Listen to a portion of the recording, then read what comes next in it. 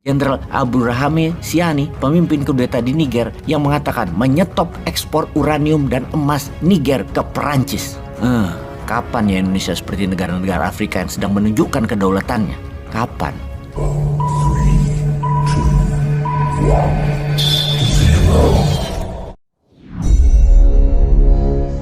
Afrika mulai memanas. Perancis didukung Amerika mulai mengarahkan amunisinya ke Afrika Barat. 4 negara Afrika ditambah Rusia melawan Perancis ditambah Amerika. 54 negara Afrika, Wagner ada di 15 negara, Tiongkok ada di 12 negara. Kekuatan Eropa dan Amerika mengecil di Afrika. Eropa khususnya Perancis bersama Amerika, mereka di belakang ECOWAS yang sedang memanaskan mesin perang dan mulai melakukan gelar pasukan untuk masuk ke Niger, yang artinya bisa ada konflik militer baru di Afrika. Mengapa kita terus memfokuskan informasi ke arah kemungkinan perang dunia yang terjadi, yang mana kita harus memahami banyak hal secara global sebelum kita merumuskan apa yang terbaik untuk Indonesia ke depannya. Sebuah grand design negara yang menyusul semua negara dan pegang kendali dunia agar dunia menjadi damai di bawah kendali Indonesia. Kita harus memahami how the world work yang terus dinamis bergeser kekuatannya. Perebutan sumber daya alam berlangsung meningkat eskalasinya saat ini. Kita ingat perjuangan kemerdekaan dunia kedua setelah tahun 1945 yang diselesaikan dengan diluncurkannya bom atom.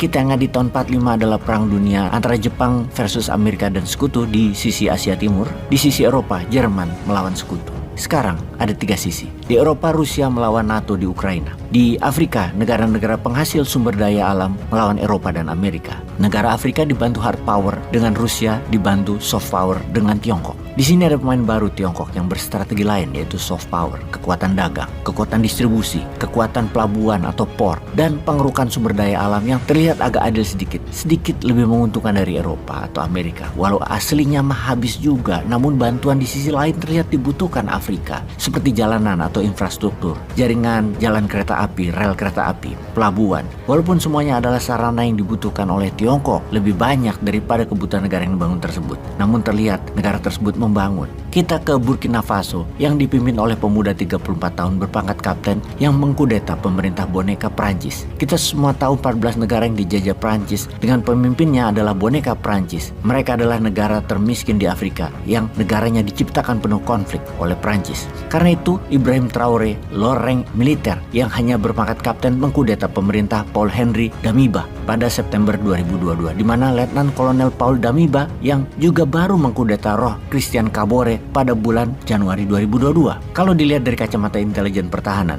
maka yang jago tetap aja Putin. Tajam sekali dia melihat siapa pemimpin yang akan di-backup Wagner. Wagner pertama membantu kudeta militer di Mali pada Mei 2021 yang dipimpin oleh Kolonel Assimi Goïta yang berusia 40 tahun. Kemudian Wagner ke Guinea di September 2021 membantu menggulingkan Presiden boneka Perancis yaitu Alpha Condé oleh junta militer dipimpin Kolonel Mamadi Doumbouya yang berusia 43 tahun. Lalu Wagner ke Burkina Faso di tahun 2022 membantu Ibrahim Traoré yang berusia 34 tahun. Ibrahim Traoré merupakan kelahiran kembali pahlawan rakyat Burkina Faso, Thomas Sankara. Traoré percaya bahwa virus yang merusak dan memiskinkan Burkina Faso adalah Perancis. Karena itu dia sekarang memutuskan semua yang ada hubungannya dengan Perancis dan menandatangani kerjasama dengan Rusia. Ketika bulan Juli lalu, Rusia mengadakan Rusia Afrika Summit. Rusia mengundang khusus negara-negara boneka Perancis. Selain mengundang seluruh 54 negara Afrika, namun yang terbanyak yang datang adalah yang mau melepas diri dari Perancis dan Amerika, yaitu negara-negara dari daerah Sahel Selatan Sahara. Di pertemuan tingkat tinggi itulah dunia terkesima dengan pidato pemuda pemimpin Burkina Faso, Ibrahim Traoré, yang sangat powerful, menggugah dan kontroversi.